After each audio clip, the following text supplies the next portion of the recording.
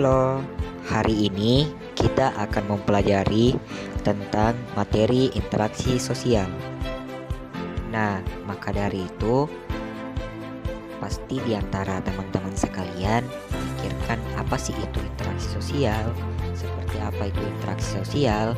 Maka dari itu, stay terus di channel kami. Jadi, pembahasan kita pada hari ini itu mengenai soal seperti apa sih itu pengertian dari interaksi sosial. Yang kedua, bagaimana sih syarat-syarat terjadinya interaksi sosial itu.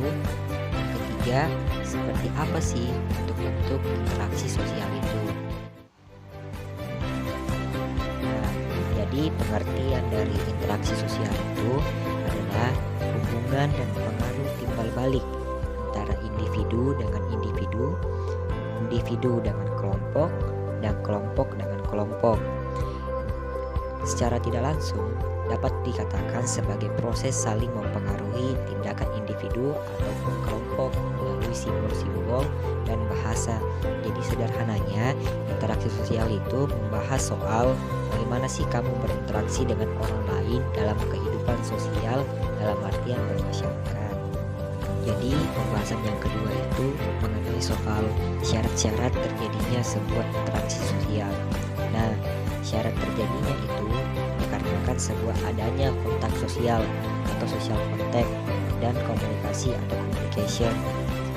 Nah, kontak sosial ini merupakan bertemunya dua pihak atau lebih secara fisik, baik tanpa alat maupun dengan alat. Kontak sosial memiliki berbagai bentuk yang didasari jumlah pelaku, tindakan atau tanggapan dan sifatnya. Selanjutnya kita akan membahas soal bentuk-bentuk dari interaksi sosial. Yang pertama ada kerjasama, yang kedua ada akulturasi, yang ketiga ada disosiatif. Yang pertama kita akan membahas soal kerjasama. Apa sih itu kerjasama? Nah, kerjasama merupakan suatu usaha untuk bersama antara individu atau kelompok guna mencapai tujuan bersama. Selanjutnya, akulturasi. Yang dimaksud akulturasi di sini merupakan sebuah proses yang timbul dari suatu kebudayaan untuk menerima kebudayaan asing tanpa menghilangkan kebudayaannya sendiri.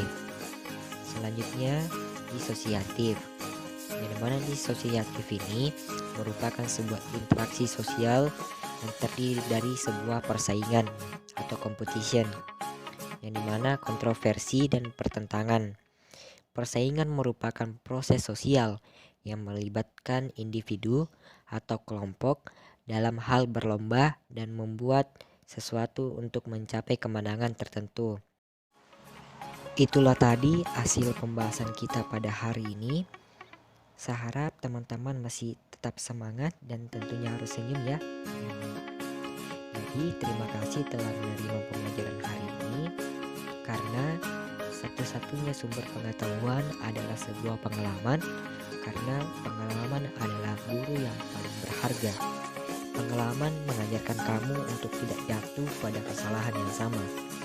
Ketika cara yang pertama gagal, ya kamu tidak akan menggunakannya lagi cara tersebut. Itulah pengetahuan dari sebuah pengalaman, baik itu pahit ataupun manis. Pengalaman tetap berada pada fungsi tertingginya.